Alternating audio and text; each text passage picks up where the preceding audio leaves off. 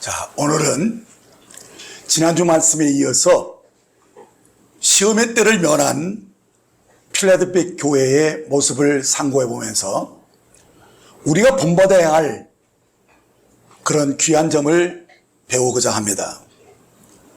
먼저 요한계시록 3장 7절로 13절까지 말씀을 보도록 하겠습니다. 필라델피아 교회의 사자에게 편지하라. 거룩하고 진실하사 다윗의 열쇠를 가지신 이 곧 열면 닫을 사람이 없고 닫으면 열 사람이 없는 그가 이르시되 볼지어다 내가 내 앞에 열린 문을 두었으되 능히 닫을 사람이 없으리라. 내가 내 행위를 아노니 내가 작은 능력을 가지고도 내 말을 지키며 내 이름을 배반하지 아니하였도다. 보라, 사단의 회당 곧 자칭 유대인이라 하나 그렇지 아니하고 거짓말하는 자들 중에서 몇을 내게 주어 그들로 와서 내 발 앞에 절하게 하고 내가 너를 사랑하는 줄을 알게 하리라. 내가 나의 인내의 말씀을 지켰은즉 내가 또한 너를 지켜 시험의 때를 면하게 하리니 이는 장차 온 세상에 임하여 땅에 거하는 자들을 시험할 때라. 내가 속히 오리니 내가 가진 것을 굳게 잡아 아무도 내 면류관을 빼앗지 못하게 하라. 이기는 자는 내 하나님의 성전의 기둥이 되게 하리니 그가 결코 다시 나가지 아니하리라. 내가 하나님의 이름과 하나님의 성 곧 하늘에서 내 하나님께로부터 내려오는 새 예루살렘의 이름과 나의 새 이름을 그 위에 기록하리라. 귀 있는 자는 성령이 교회들에게 하시는 말씀을 들을지어다. 필라델피아 교회는 계시록에 나오는 7교회 중에서 주님께 아무런 책망을 듣지 않고 오직 칭찬만 들은 유일한 교회입니다. 이는 그만큼 주님의 마음을 흡족하게 한 주님이 기뻐하시는 교회였음을 보게 됩니다. 그래서 우리는 이 교회가 어떻게 주님의 마음에 기쁨을 준 아름다운 교회인지를 살펴보고 이 교회를 모범으로 본받고자 하는 것입니다. 자, 우선 교회 이름을 살펴보면 이름 속에는 그 교회의 캐릭터, 곧 그 교회의 특성과 기품과 성격을 말해주는 겁니다. 필라델피아 교회라는 말은 헬라어로 필레오 플러스 아델포스의 합성 단어입니다. 그래서 형제의 사랑이라는 뜻을 가졌습니다. 그러나 이 교회의 특징이 형제의 사랑으로 나타났다는 것. 그래서 이 교회야말로 주님이 디자인한 교회의 특성과 속성을 원형 그대로 오리지널한 모습으로 보여준 아름다운 교회임을 보게 됩니다. 그러니까 이 교회는 순 우리말로 형제의 사랑 교회입니다. 자, 우리 주님이 제자들을 처음으로 형제라고 부르신 장면이 어디에서 나오는지 아실 것입니다. 요한복음 20장 17절에 예수께서 이르시되 나를 붙들지 마라. 내가 아직 아버지께로 올라가지 아니하였노라.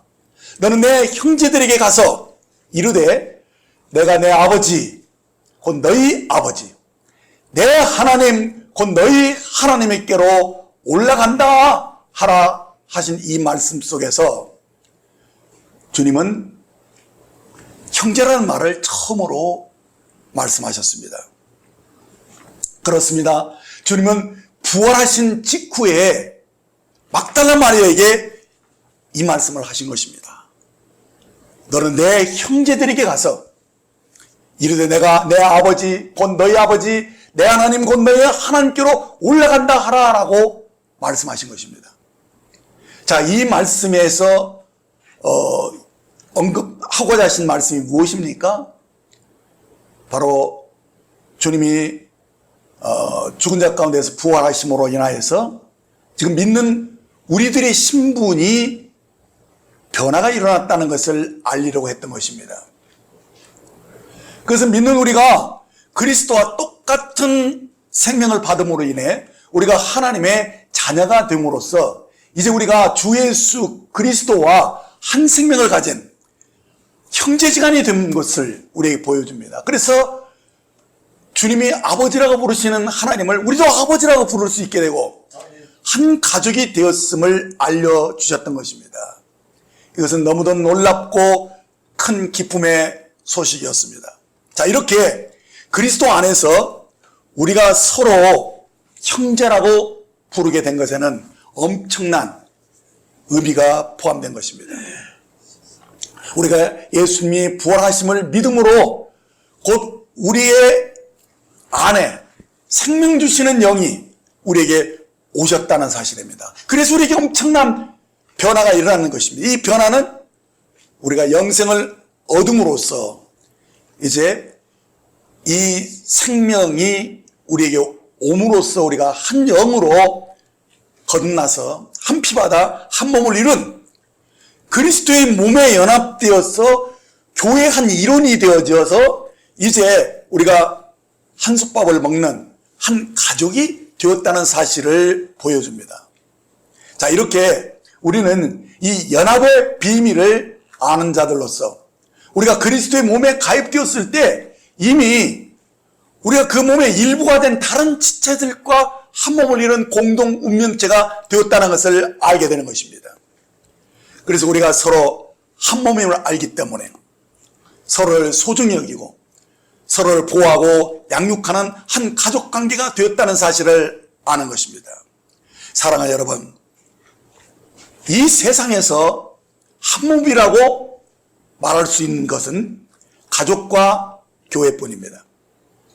그러니까 부부가 결혼함으로써 한 몸이 되는 이 가족, 그리고 영적으로 주 예수님을 만나 한 생명을 받은 자들이 한 몸을 이룬 교회, 이 두 곳, 이것만이 바로 한 몸이라고 말할 수 있는 것입니다. 그런데 사실 이 땅에서 잠시 부부로 한 몸을 이루는 이 과정을 살게 하신 것은 사실상 하나님이 그 영원한 나라에서 우리가 그리스도의 신부로 한 몸이 되는 교회의 비밀을 일깨워주기 위해서 하나님이 우리에게 이 땅에 태어나게 하신 것이죠. 그래서 이 빌라델비 교회는 바로 이 비밀을 아는 자들이었다는 것입니다. 그래서 저들이 서로 사랑하는 형제 사랑의 교회를 이루었다는 사실입니다. 그래서 바울은 이렇게 말씀하고 있습니다. 에베소 5장 29절 30절에 누구든지 언제나 자기 육체를 미워하지 않고 오직 양육하여 보호하기를 그리스도께서 교회에게 함과 같이 하나니 우리는 그 몸의 지체임이라 라고 말씀해 줍니다. 그렇습니다. 우리가 이 교회의 비밀을 아는 사람들은 바로 내 옆에 있는 형제 자매들이 나와 함께 한 몸을 이룬 한 지체고 우리가 한 가족이라는 사실을 아는 것입니다. 그래서 우리가 사랑하는 것입니다. 사랑하지 않을 수가 없습니다. 왜냐하면 내 몸이기 때문입니다.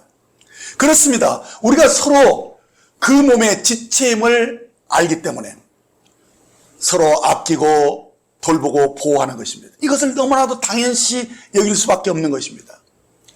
생각해 보세요. 만일 우리 몸의 한 부분이 다쳤거나 불편하게 됐을 때 여러분들 어떻게 됩니까? 온 몸이, 온 신경이 거기에 온통 집중되지 않아요? 그래서 성경에는 도리어 몸에 약하게 보이는 지체가 더 소중히 여김을 받는다 이렇게 말씀하고 있습니다. 그래서 우리는 아픈 곳을 어때요? 자꾸 만지게 되죠. 돌봐야 되니까 거기에 신경을 쓰고 거기에 약을 바르고 거기를 싸매주고 건강이 회복되기를 우리가 원하지 않습니까? 그것이 뭡니까? 사랑입니다. 사랑하기 때문에 그를 보호하고 그를 회복시키고 싶어 하는 것입니다. 왜요? 몸이기 때문에. 누가 시켜서가 아니라 몸이니까 그렇게 하는 거예요. 그래서 주님이 이 거듭난 우리에게, 교회에게 주신 새 계명은 오직 하나뿐이라는 사실입니다. 요한복음 13장 34절 35절에 보면 새 계명을 너에게 주노니 서로 사랑하라. 내가 너희를 사랑한 것 같이 너희도 서로 사랑하라. 너희가 서로 사랑하면 이로써 모든 사람이 너희가 내 제자인 줄 알리라 라고 말씀하신 것입니다. 그렇습니다. 거듭난 교회에게 서로 사랑하라는 이 계명 하나면 족하다는 사실을 주님은 아셨습니다. 그렇습니다. 우리가 서로 사랑하는 것보다 더 아름다운 계명이 있겠습니까? 이 계명 하나면 우리가 그리스도의 온전함을, 그 아름다움을 능히 드러낼 수 있다는 것입니다. 그래서 주님도 너희가 서로 사랑하면 이로써 모든 사람이 너희가 내 제자인 줄을 알리라 라고 하신 것입니다. 그러니까 사람들이 우리를 향해서 야, 당신들이야말로 참으로 주님을 따르는 제자군요 라고 말할 때 언제입니까? 우리가 진정으로 서로 사랑하고 있는 것을 보았을 때인 거 아닙니까? 그래서 우리를 진정으로 예수 믿는 사람으로 인정하는 때는 언제냐? 우리가 서로 사랑하는 것을 저들이 보고 확인했을 때인 것입니다. 그러므로 이 말의 숨은 뜻이 무엇일까요? 그것은 우리가 서로 사랑하는 이 아름다운 삶을 살 때 비로소 우리 주변 사람들이 우리의 삶을 보고서 그들의 마음을 열고 우리가 전하는 복음을 받아들이게 된다는 것입니다. 그렇습니다. 주님은 마태복음 5장 14절 16절에서 너희는 세상의 빛이라. 산 위에 있는 동네가 숨기지 못할 것이요 사람이 등불을 켜서 발 아래 두지 아니하고 등경 위에 두나니 이러므로 집 아래 모든 사람 위에 비추느니라. 이같이 너희 빛이 사람 앞에 비추게 하여 그들로 너희 착한 행실을 보고 하늘에 계신 너희 아버지께 영광을 돌리게 하라라고 말씀하셨던 것입니다. 사랑하는 여러분, 우리들은 주님이 너희는 세상의 빛이라 말씀하셨던 이유가 뭡니까? 이것은 우리가 세상에 빛을 비춰야 할, 전도해야 할 사명이 있음을 말씀하신 것이.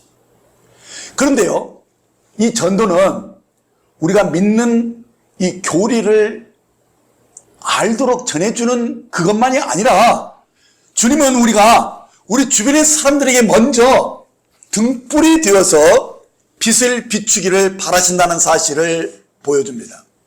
왜냐하면 세상은 어둠 속에서 갈 바를 알지 못하고 길을 잃어버린 사람과 같다는 것입니다. 그래서 사람들은 어떻게 사는 것이 진정으로 아름답고 행복한 것인지를 잘 모릅니다. 그래서 우리가 바로 저들에게 그 길을 알려줘야 하는데, 왜요? 우리가 빛의 자녀니까요. 근데 사람들은요, 세상에서 너무나도 많은 말들을 들었지만은 별 유익이 없었기 때문에 좀처럼 마음을 열고 그 가르침을 받아들이지 않는다는 것입니다. 그래서 주님은 우리들어 너희가 세상의 빛이라 말씀하신 이유는 뭐냐? 그러면서 산 위에 있는 동네를 언급하셨던 이유는 우리의 삶을 사람들이 다 보고 있다는 것입니다. 우리의 삶을 숨길 수 없다는 것입니다. 그러면 우리가 등불을 비추려면 어떻게 해야 됩니까? 우리가 말 아래 두어서는 안 되죠. 등경 위에 둔다는 것은 우리의 주변 사람들에게 빛을 비춘다는 말인데, 곧 어떻게 빛을 비추는 것이냐? 우리의 착한 행실을, 다시 말하면 서로 사랑하는 것을 보여줄 때 그때 빛을 발한다는 사실입니다. 그렇습니다. 전도는 우리의 착한 행실을 보고서 저들이 하나님께 영광을 돌릴 때, 곧 마음이 열려 있을 때 우리가 전하는 가르침이 저들 속에 들어간다는 것입니다.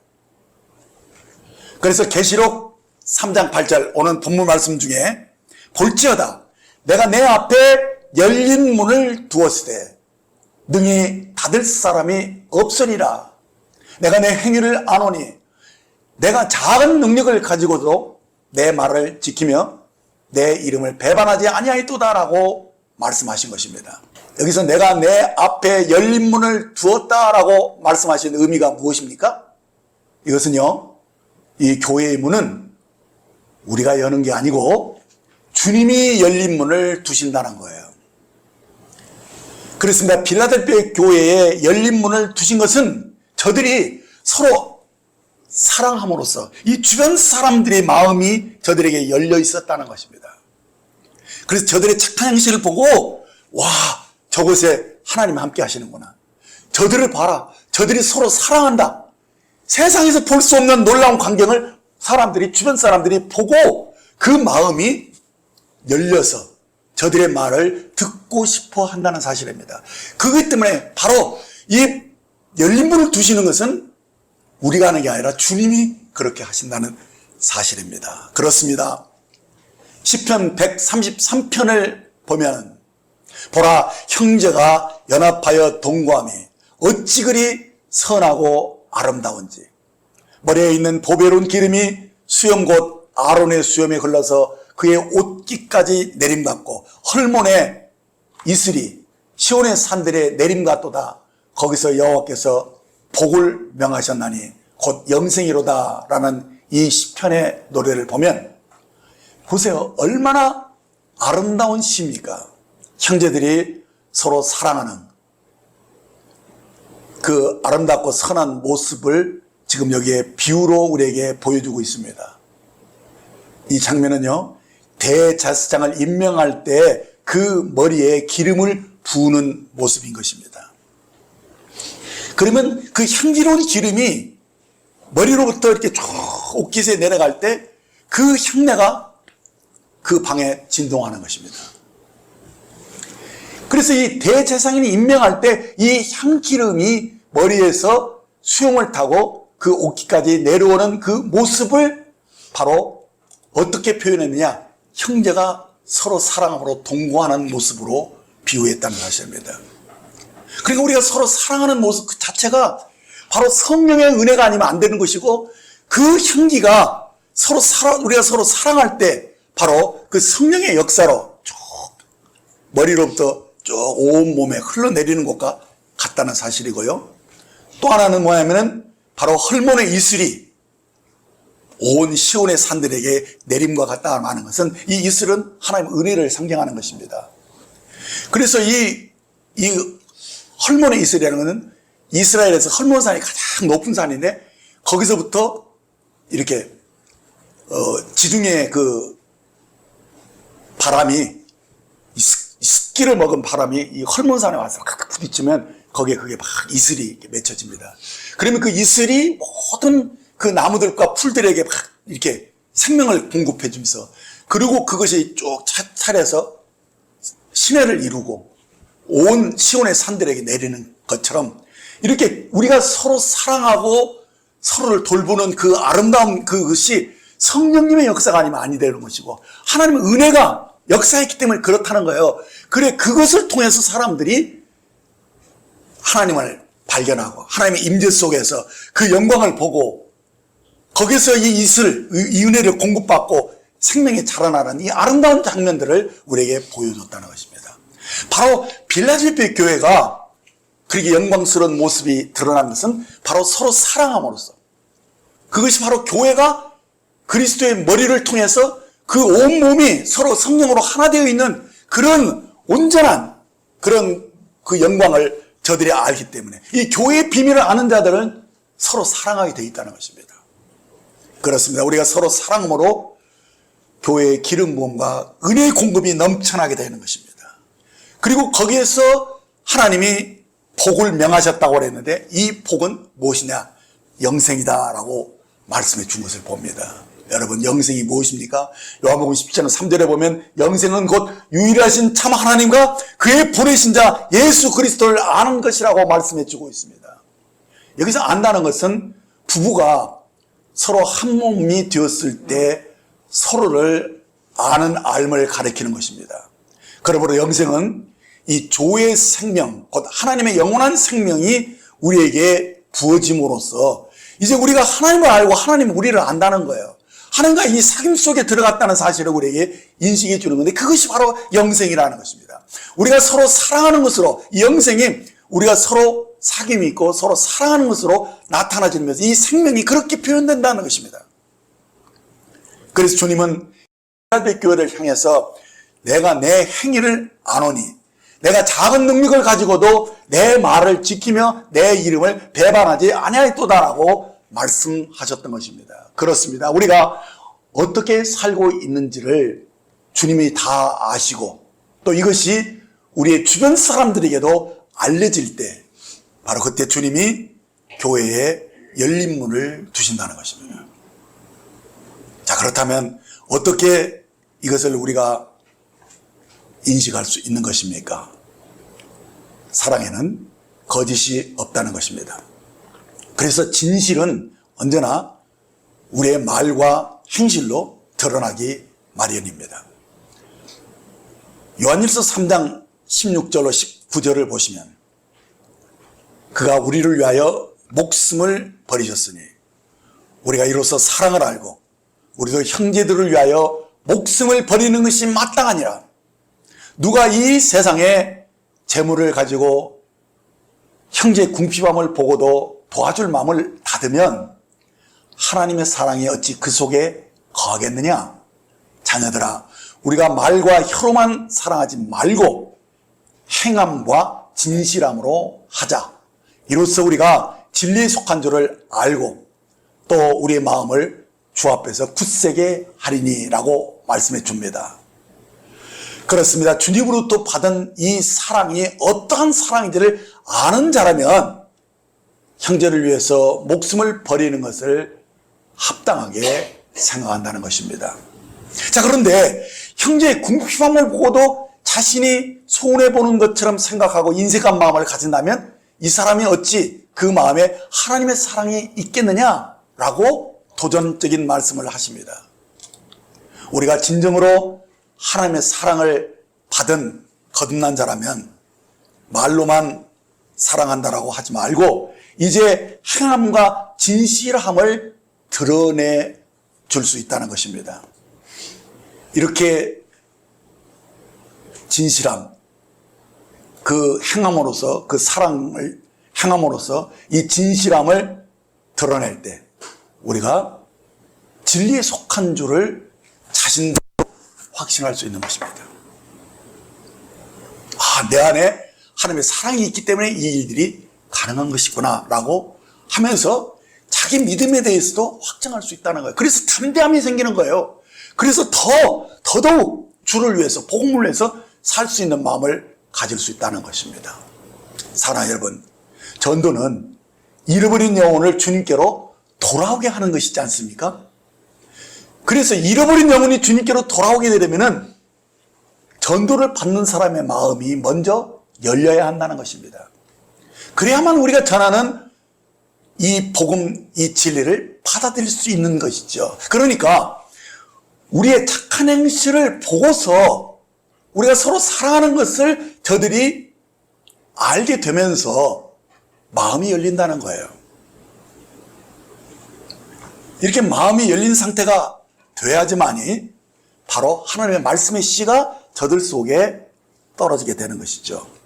곧 우리가 전한 말씀이 저들이 믿어지는 거예요.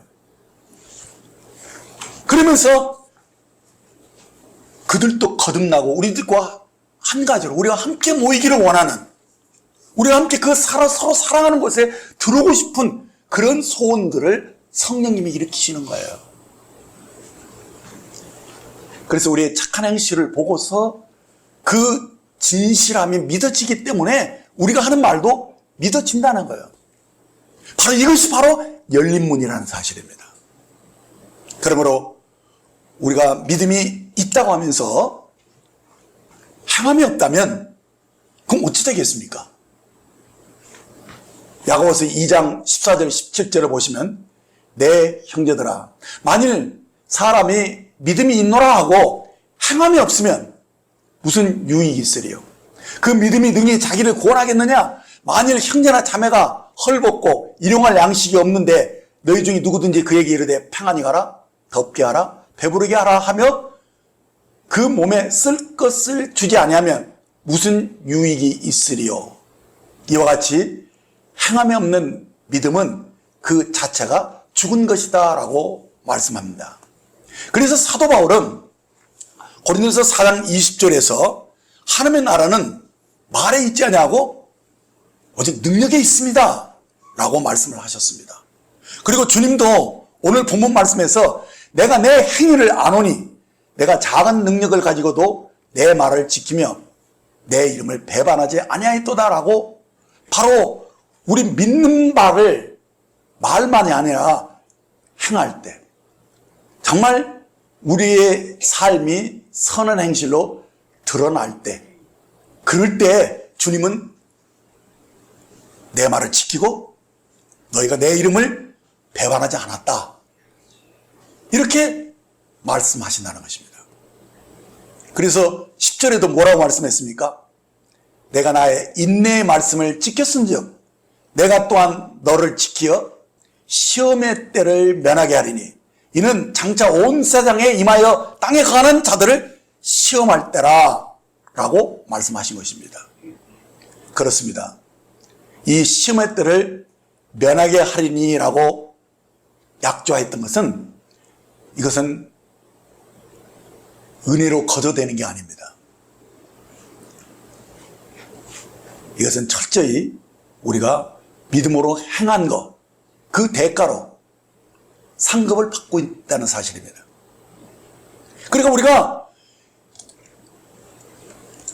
정말 우리가 아는 것에 그치지 않고 좀 믿음으로, 은혜로 이 삶을 살 때에 그때 그것이 효력이 나온다는 것입니다.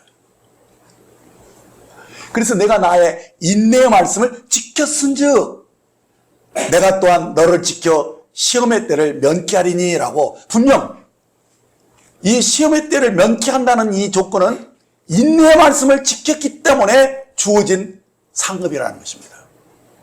그래서 우리가 지켰으니까 주님도 나도 너를 지켜 시험의 때를 면하게 하리라 라고 보상으로 말씀하셨다는 사실입니다.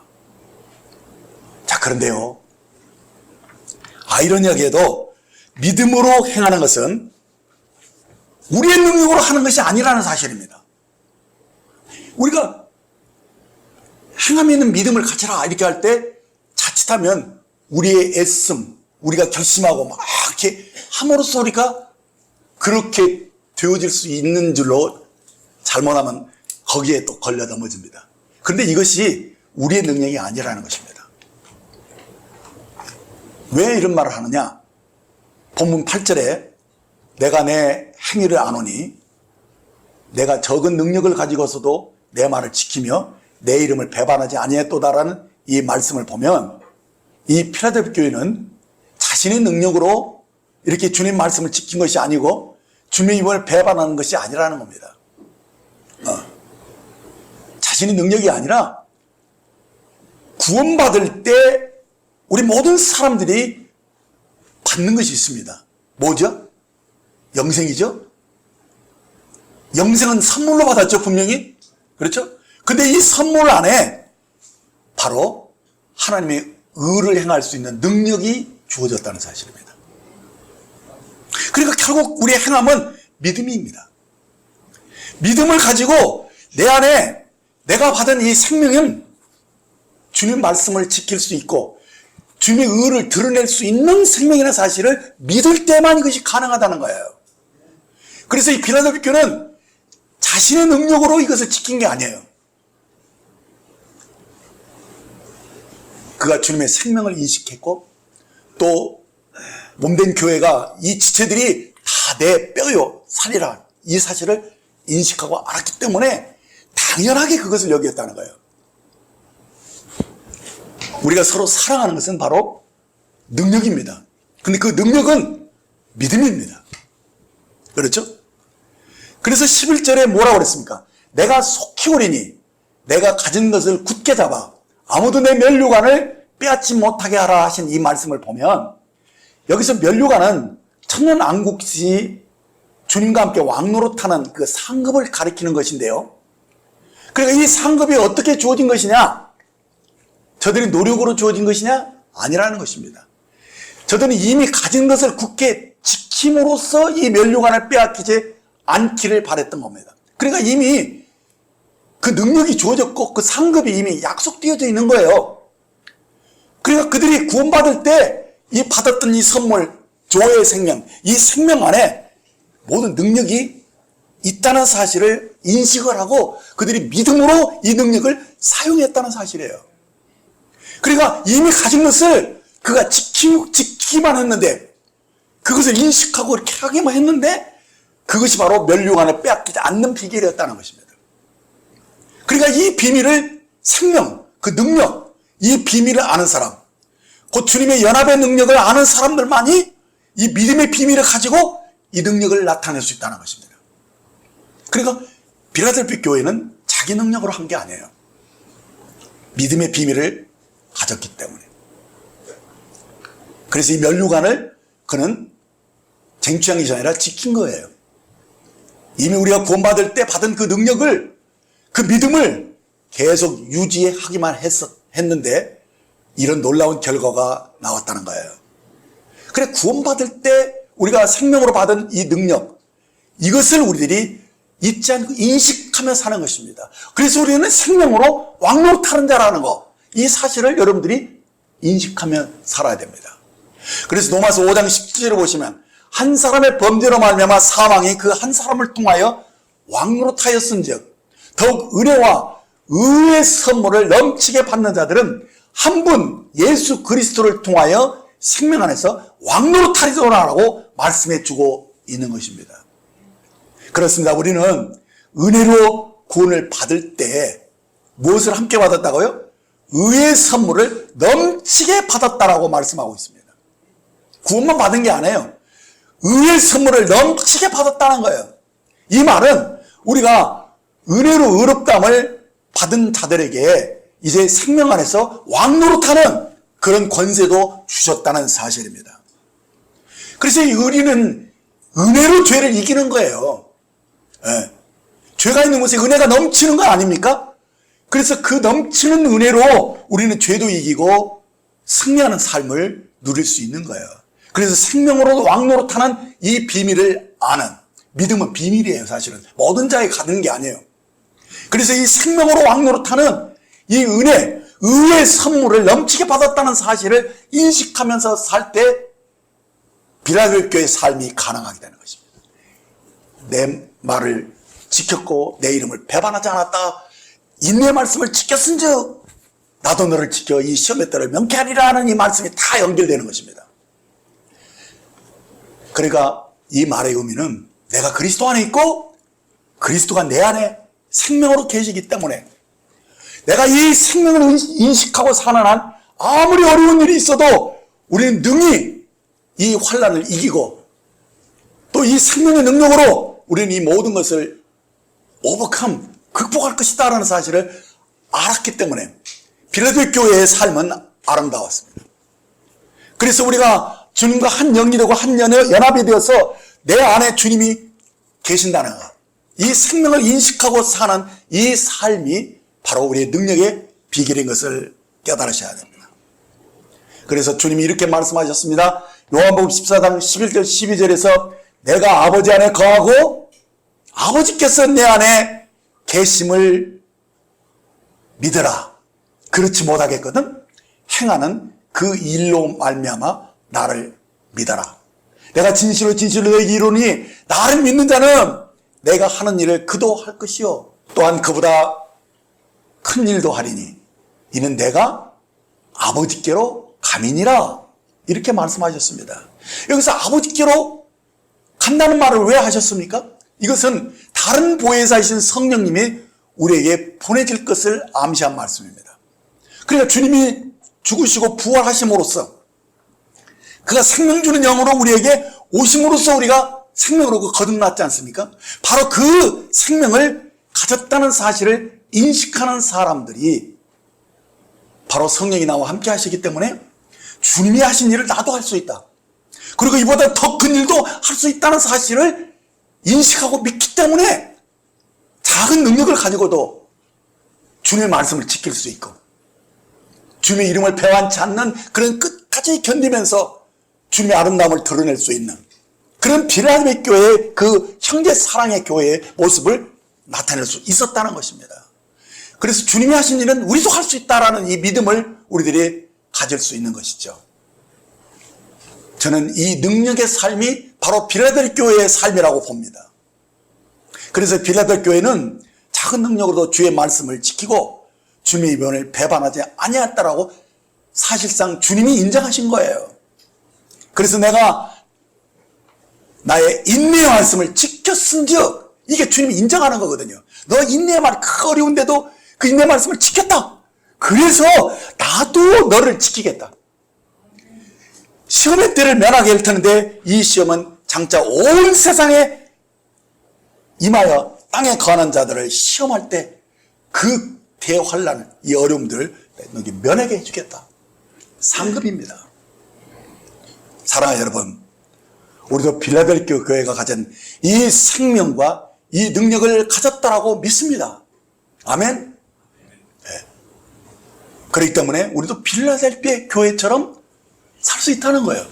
우리도 적은 능력을 가지고 주님 말씀을 지킬 수 있고 주님의 이번을 배반하지 않을 수 있다라는 믿음을 우리들이 가질 수 있다는 것입니다. 우리도 인내의 말씀을 지킴으로써 주님께 인정받음으로써 이 시험의 때를 면할 수 있는 그런 믿음을 우리도 가질 수 있다는 거예요. 왜요? 이것은 이 차이는 뭡니까? 믿음이거든. 믿음의 비밀이거든요. 빌라델피아 교회가 가진 그 믿음을 우리도 가졌다는 거예요. 그래서 우리가 여기서 더 한 걸음 나가서 더 진지하게 숙고해 갈 것이 있습니다. 그것은요, 라오디게아 교회처럼 되지 않으라는 보장이 사실은 없다는 것입니다. 우리도 얼마든지 라오디게아 교회처럼 그 믿음이 식어서 차지도 아니하고 덥지도 않는 미지근한 상태로 물러날 수 있다는 것을 아셔야 합니다. 왜냐하면 라오디게아 교회도요, 처음 얼마간은 빌라델피아 교회처럼 똑같은 생명과 은혜를 받았다는 거예요. 어떤 교회라고 뭐 더 좋은 생명을 받고 더 많은 능력을 받았겠어요? 구원받을 때는 다 똑같이 받아요. 자, 그런데 이 라오디게아 교회는요, 처음 얼마간은 빌라델피아 교회가 똑같이 그 생명과 은혜로 기뻐했지만 문제는 처음 얼마간은 그들도 아마 적은 능력으로도 말씀을 막 지키고 주님의 이별을 배반하지 않는 그런 아름다운 삶을 살았을 것이 분명합니다. 그래서 그들이 생각할 때는 자기들이 대단한 것으로 여길 만큼 자긍하고 자기를 긍정할 수 있는 그런 삶이 그들에게 분명히 있었다는 거예요. 자, 그런데 언제부터인가 그 믿음이 식어서 미지근한 상태로 물러나면서 이제는 현재 상태는 주님이 토하여 내치고 싶은 그런 교회로 지금 전락되어 있다는 것을 보여줍니다. 사랑하는 여러분, 라오디게아 교회가 이 지경으로 추락한 이유가 무엇이라고 보십니까? 그것은 저들이 영적으로 교만해졌기 때문에, 그래서 처음 얼마 동안에는 겸손했을 때는 정말 주님의 그 은혜와 충만함을 드러낼 수 있었지만 지금 그들은 믿음이 다 떠나버린 거예요. 계시록 3장 17절에 보면은 내가 말하기를 나는 부자라 부유하여 부족한 것이 없나니 내 고난한 것과 가련한 것과 가난한 것과 눈먼 것과 벌거벗은 것을 알지 못하는도다 라고 말씀하고 있습니다. 여러분, 라우데 교회가 어떻게 이런 지경에 이르렀습니까? 이들도 처음 구원받을 때는 분명 은혜가 넘치는 풍성함을 경험했던 자들입니다.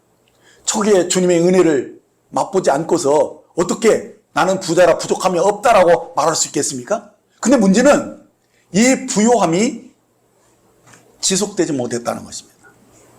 그리고 이제 그것이 과거의 일이 되고 말았다는 것입니다.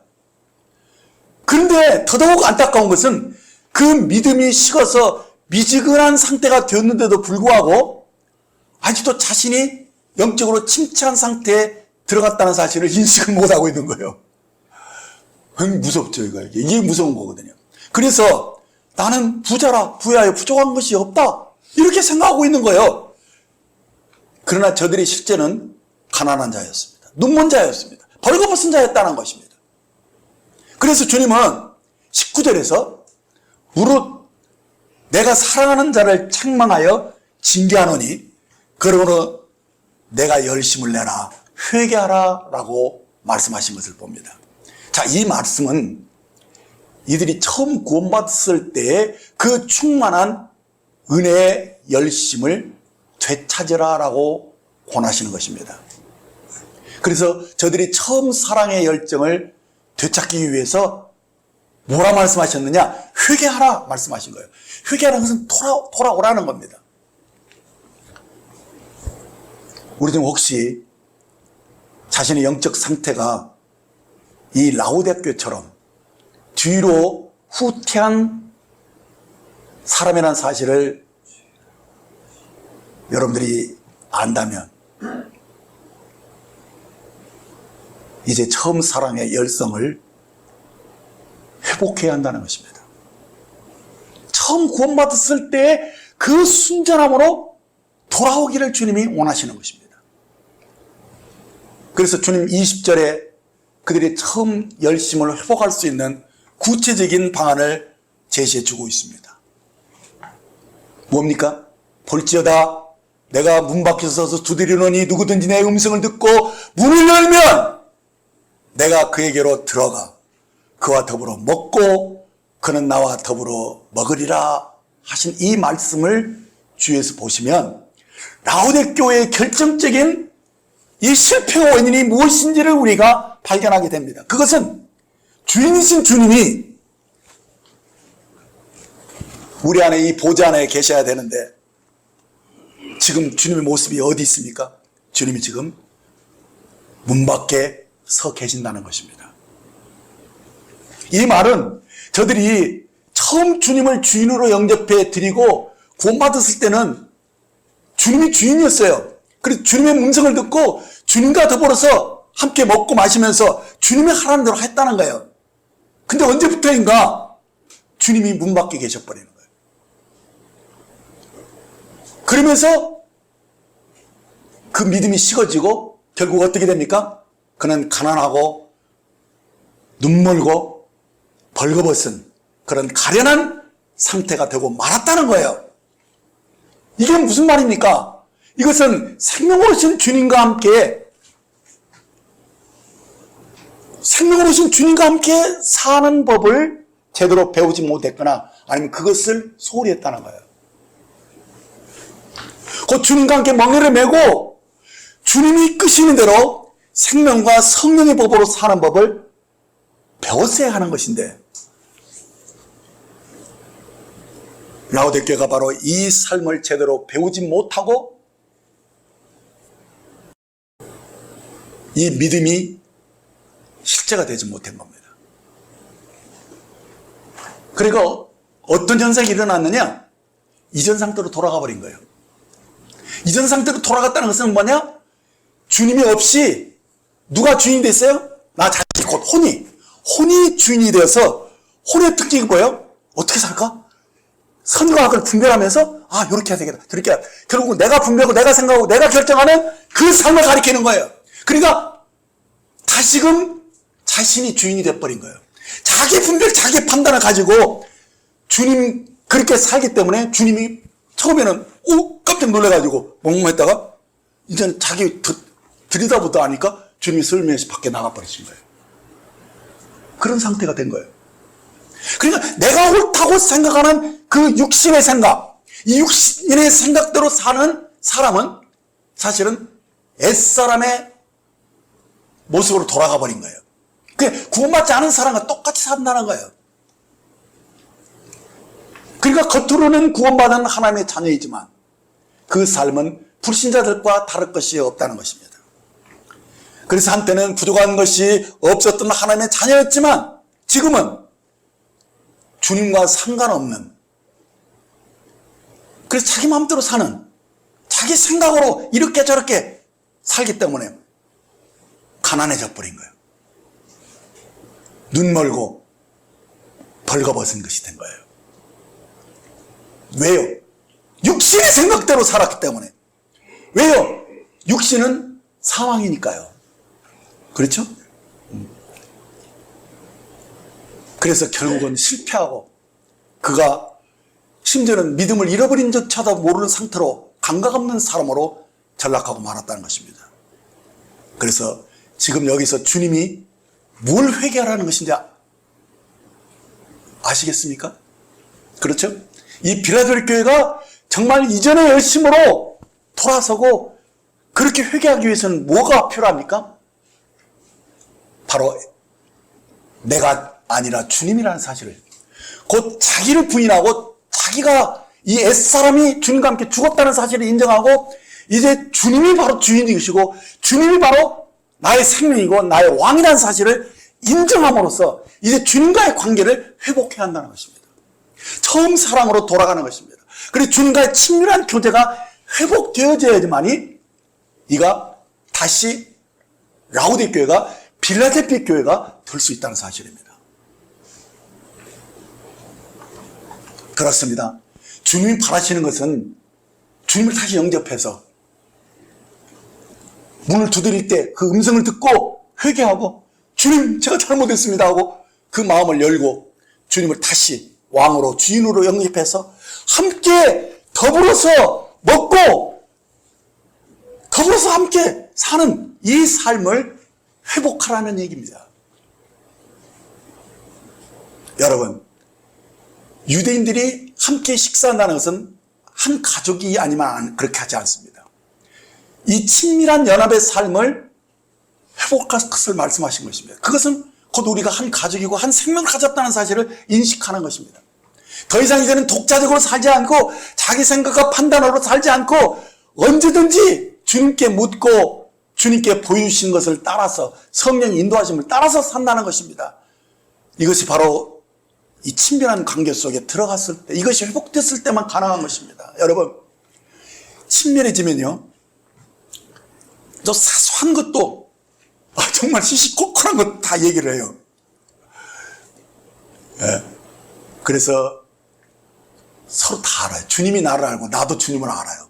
주님 마음을 아는 거예요. 친밀한 사람에게만 그렇게 아는 거예요. 눈만 이렇게 해도 알아요. 뭘 얘기해도 그 다음에 무슨 말 할 거 다 알아요. 이것은 친밀한 사람 사이에서만 가능한 것입니다. 그래서 주님이 원하는 삶은 내가 너희 안에 너희가 내 안에 연합된 삶을 살기를 원하시는 것입니다. 그래서 바울은 고린도서 2장 16절에서 누가 주의 마음을 알아서 주를 가르치겠느냐, 그러나 우리가 그리스도의 마음을 가졌느니라 라고 말씀하신 것입니다. 그렇습니다. 바울은 자신이 주님의 마음을 알았기 때문에 주님을 가르칠 수 있다라고 말했고요, 우리도 그리스도의 마음을 가진 자임을 일깨워주고 있는 것입니다.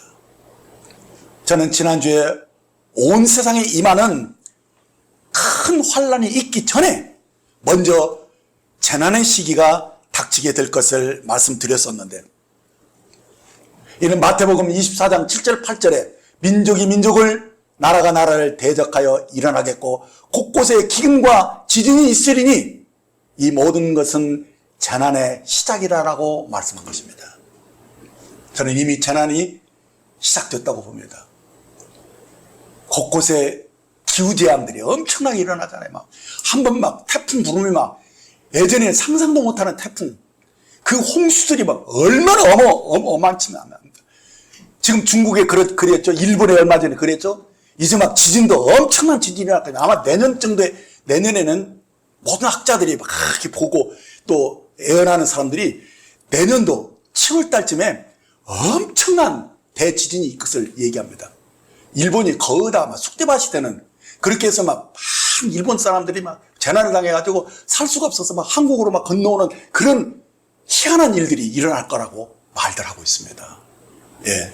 그것은 뭐 되어봐야 할 일이지만은, 그러나 저는 그것을 가볍게 보지 않습니다. 왜냐하면 성경이 그런 걸 다 얘기하고 있기 때문입니다. 그래서 이 재난이 오면 이 세상 사람들이 다 고통하고 많은 사람들이 죽게 되고 어렵게 되죠. 그래서 막 못 먹고 헐벗고 막 고통받고 막 이러면서, 그런데 놀랍게도 그런 사이에서요, 교회가 복음을 위해서 그 영혼들을 돌보면서 많은 사람들이 구원받는 일들을 주님이 계획하셨다는 사실입니다. 그래서 이 마지막 이 재난의 시기는 사실은 늦은 비의 시기라고 말합니다. 그 늦은 비의 역사는 바로 추수하는 일꾼들에게 성령의 은사가 강하게 나타나는 그런 시기입니다. 그래서 마지막 은혜의 때가 주어지는 것인데, 이때 교회가 재난을 당하여 고통받는 사람들의 필요를 돌아보면서 저들에게 복음을 전하고 영혼들을 구원하는 그런 놀라운 일들을 주님이 하실 거라는 것입니다. 누가 저들에게 가며 저들의 필요를 돌아보면서 복음을 전하는 자로 나타날 수 있을까요? 이는 그리스도의 마음을 가진 자만이 그렇게 할 수 있다는 것입니다. 그래서 지난주에 낮의 아들로 깨어 준비하라 라고 말씀을 드렸는데, 누가 낮의 아들로 깨어서 준비하는 자가 되겠습니까? 바로 그리스도의 마음을 가진 자인 것입니다. 그렇다면 누가 그리스도의 마음을 가진 자라는 겁니까? 거듭난 그리스도인이라면 그 마음에 그리스도를 모시고 살기 때문에 자신이 육신에 있지 않고 영에 속한 자임을 알기 때문에 그가 곧 그리스도의 마음을 가진 자라는 것입니다.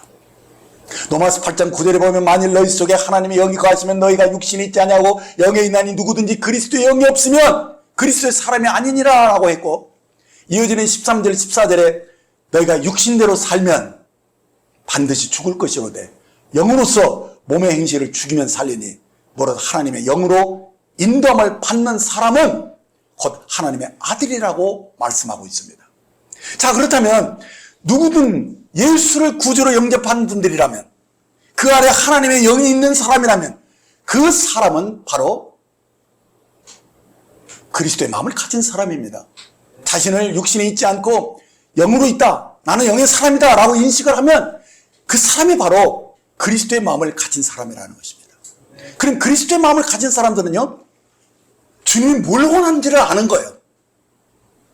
그 시점에서 세상을 보면서 이 일이 지금 주님이 나에게 뭘 원하는지 그걸 안다는 거예요.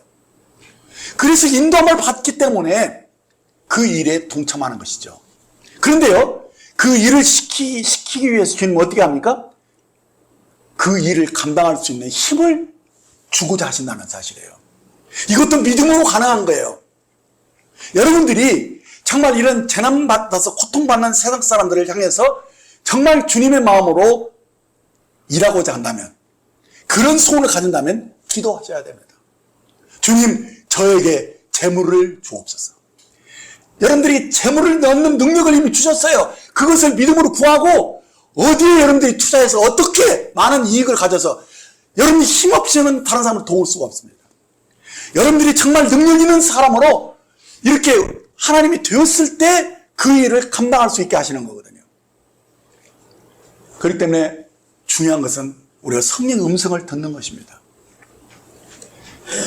때마다 시마다 주님 말씀하시는 것을 듣고 주의 음성을 듣는 그 사람들이, 이 형편에서 이 상황에서 어떻게 해야 될 것인지를 아는 사람들이 이때를 준비하는 것이고, 그런 능력을 부여받을 수 있고, 재정의 이동을 여러분들이 읽을 수 있고, 그 상황 형편 속에서 주님이 원하시는 삶이 무엇인지를 알고 합당하게 자신의 삶을 내어놓을 수 있다는 사실입니다.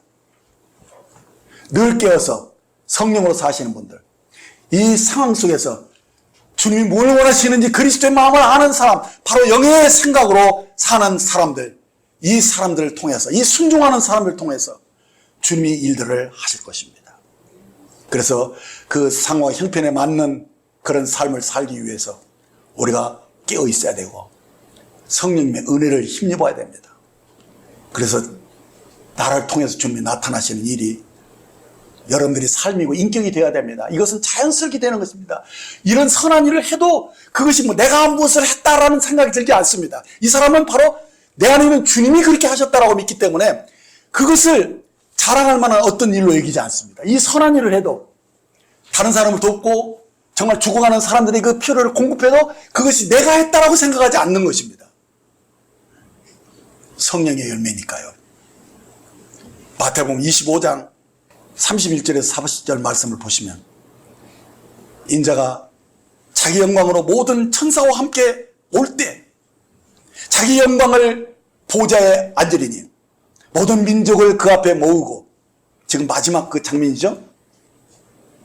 각각 구분하기를 목자가 양과 염소를 구분한 것 같이 하여 양은 그 오른편에 염소는 왼편에 두리라. 그때 임금이 이 천년왕국이 되었을 때 그 영광에 참여하는 그런 장면이에요. 그때 임금이 그 모든 편에 있는 자들에게 이르되 내 아버지께 복을 받은 자들이여 나와 창세로부터 너희를 위하여 예비된 나라를 상속받아라. 내가 줄일 때에 너희가 먹을 것을 주었고 목마를 때에 마시게 하였고 나그네 되었을 때에 영접하였고 헐벗을 때에 옷을 입혔고 병들었을 때 돌보았고 옥에 갇혔을 때 와서 보았느니라. 이에 의인들이 대답하여 이르되 주여 우리가 어느 때 주께서 줄이신 것을 보고 음식을 대접하였으며 목마르신 것을 보고 마시게 하셨나이까? 어느 때 나그네 되신 것을 보고 영접하였으며 헐벗은 것을 보고 옷 입혔나이까? 어느 때 병드신 것이야 옥에 갇힌 것을 보고 가서 배웠나이까? 임금이 대답하여 이르되 내가 진실로 너에게 이르노니 너희가 여기 내 형제 중에 지극히 작은 자 하나에게 한 것이 곧 내게 한 것이다라고 말씀하신 것입니다. 그렇습니다. 작은 형제에게 한 그것이 곧 그리스도에게 한 것이라는 겁니다. 바울이 교회의 비밀을 깨달았던 것은요, 그가 다마색 도상에서 예수 믿는 사람을 핍박하고 잡아 죽이려고 나갈 때 그때 주님이 나타나셔서 사울아 사울아 내가 어찌 나를 핍박하느냐 하는 그 음성을 들었던 것입니다. 그렇습니다. 바울은 사울 시절에 예수님을 만난 적이 전혀 없었습니다. 예수 믿는 자들을 핍박하는 일이 곧 그의 일이었습니다.